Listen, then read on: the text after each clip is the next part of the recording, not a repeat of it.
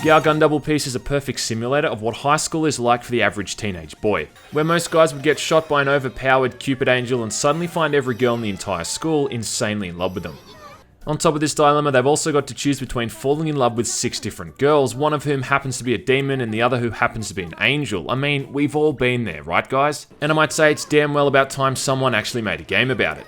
I mean, this is literally like I'm living out my high school days all over again. It's uncanny.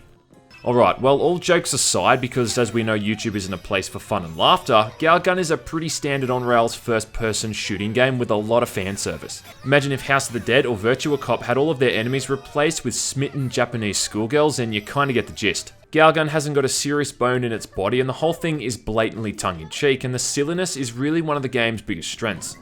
So in this game, you're a kid named Hudai who is on his way to school when he's shot by an angel named Ekiro with a super duper powerful Cupid blast, which as I said causes all of the girls to go nuts and to wanna be his girlfriend.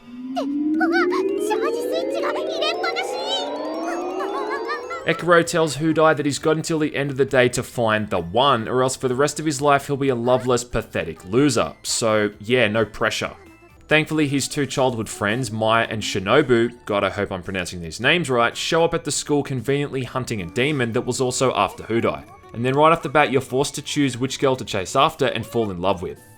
Now this is where the game gets its replay value, because once you've chosen a girl you're kinda locked in with them for the rest of the game, and your actions in a couple of minigames and also your dialogue choices will affect their feelings towards you.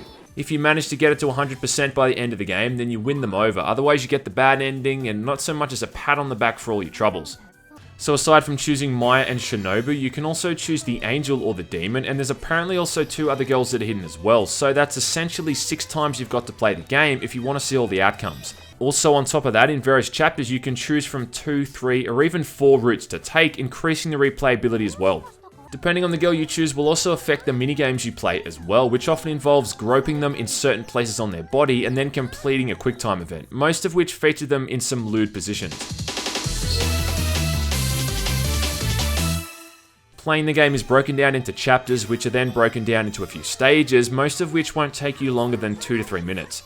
All up, for my first playthrough, the game took me a little bit under 2 hours to get through, and then playing it again and choosing a different girl took me a little under the same time. So technically if there's 6 girls, that means there's going to be roughly 12 hours of gameplay, give or take. Speaking of the gameplay, there's not really all that much to it. I mean, this is an on-rails shooter, so you're just going to be moving through these very preset paths and clicking on girls as they pop out from behind the scenery, before they fire out words of admiration at you, which takes off your energy points. I'm not making this shit up. There's a couple dozen different students in total, and I guess the idea is that they've all got their own weak points, like certain girls react more to getting touched on the knee, whereas others react around the general torso area. I never really bothered with learning which area works best for which girl, as they often come at you so goddamn fast, it's easier just to click like a madman and just hope for the best.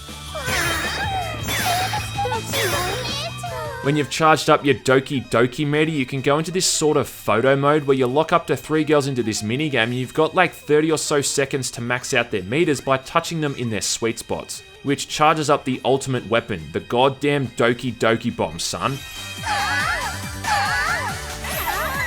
Unleashing this bad boy causes the girls to explode in euphoria, taking out all the other girls in their vicinity. Once more, I'm not making this shit up. And you know what they say, with great Doki Doki bombs comes great responsibility, so tread carefully, my sunny gyms. You can also use a zoom mode, which allows you to see through structures and collect hidden items, and there's a charged up shot feature I rarely used. There's also a few moments where you have to take out the approaching girls from 3 different vantage points, rotating back and forth. And there's also a few boss fights which are recycled across each playthrough, the strategy for which is always really easy to recognize. Gun Gal has 2 difficulty settings, beginner and expert, and even expert isn't really all that hard.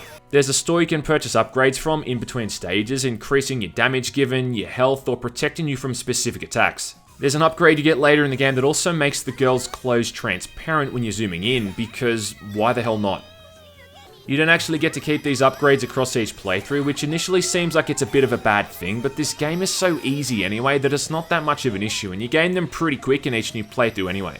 I guess the only real main issues I had with this game was the repetition. I mean, you're just shooting the same girl over and over, and the only real difference between any of them is their appearance and I guess what you'd call their health points. There's also a few elements of laziness too. I mean, the end boss fight is the same for both of the main girls, and as I said earlier, the boss fights are often recycled regardless of the girl you've chosen. They've just replaced the setting and the characters involved instead. Now, the game's been ported from the PlayStation 4 and the PS Vita, and all in all, it's not a horrible port, though if you're going to play it, you'll want to force some visual settings in your GPU's control panel, as the game has a lot of rough edges.